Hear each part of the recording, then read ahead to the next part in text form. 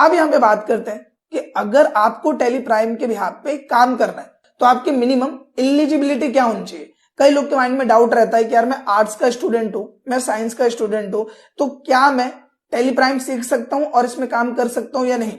तो जवाब है कि भले ही आप आर्ट्स के स्टूडेंट हो या फिर आप साइंस के स्टूडेंट हो या फिर आप कॉमर्स के स्टूडेंट हो, आप टैली प्राइम सीख सकते हो and as an accountant work कर सकते हो। मैटर बस सिंपल सा है कि आपकी 12th कंप्लीट होनी चाहिए और टैली प्राइम को सीखने के बाद आपको ये चीज अच्छे से आनी चाहिए।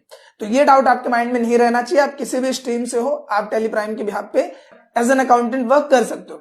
अब यहाँ पे बात करें कि अगर आप टैली प्राइम का कोर्स कहीं से करने जाते हो तो इसमें आपको सिखाया क्या जाएगा। देखो, अगर हम टैली प्राइम कोर्स की बात करें तो इसमें मेनली 3 पोर्शन आपको देखने को मिलता है। एक मिलता है फाइनेंशियल अकाउंटिंग, एक मिलता है टैली प्राइम सॉफ्टवेयर एंड तीसरा मिलता है टैक्सेशन। अभी तीनों चीजें क्या है, इस पॉइंट को समझते हैं। सबसे पहली चीज इसमें बताई जाएगी आपको फाइनेंशियल अकाउंटिंग। फाइनेंशियल अकाउंटिंग में आपको अकाउंट से रिलेटेड जो बेसिक्स होते हैं वो बताए जाते हैं।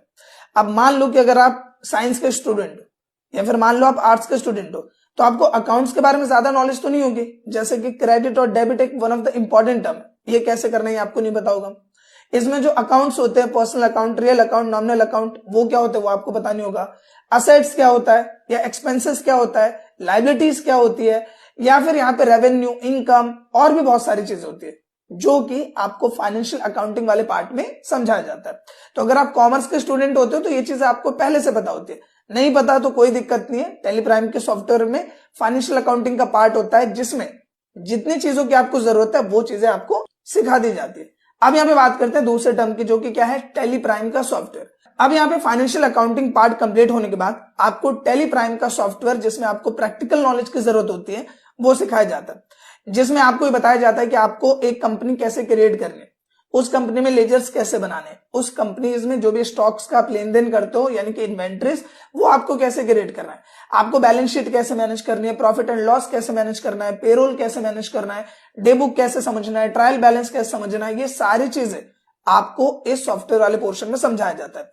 कुल मिलाकर ये सारी चीजें जो आप अकाउंट के बिहाफ पे प्रैक्टिकली करोगे उसकी नॉलेज आपको टैली प्राइम के सॉफ्टवेयर के बिहाफ पे दी जाती है।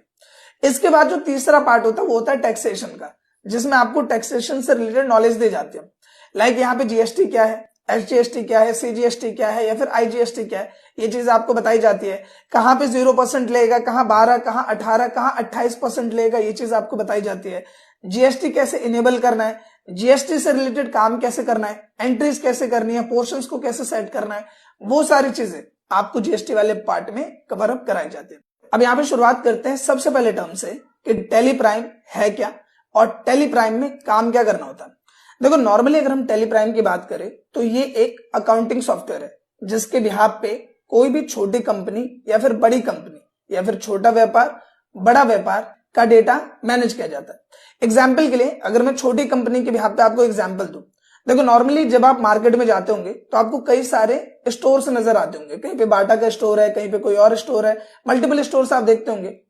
अब वो जो स्टोर है वो कितना सेल कर रहा है, कितना परचेस कर रहा है, वो कितना माल एक्सपोर्ट कर रहा है, इंपोर्ट कर रहा है, वो सारा हिसाब उसको रखना पड़ेगा। क्यों रखना पड़ेगा? क्योंकि अगर मान लो कि गवर्नमेंट उसके पास आती है, इनकम टैक्स वाले उसके पास आते हैं, तो उसे बताना पड़ेगा कि मैंने कितना सामान बेचा है, कितना सामान खरीदा है, कितना सामान इंपोर्ट किया है, कितना सामान एक्सपोर्ट किया है, कितने एम्प्लॉयज को सैलरी दी है या फिर कितनी चीजें मैंने इनकम या एक्सपेंस किया है। तो ये सारा सारा डेटा मैनेज करके रखना पड़ेगा क्योंकि गवर्नमेंट आपसे कभी भी हिसाब किताब ले सकती है, राइट। तो उसके बिहाफ पे टैली प्राइम की मदद से इजीली डेटा को मैनेज किया जा सकता है।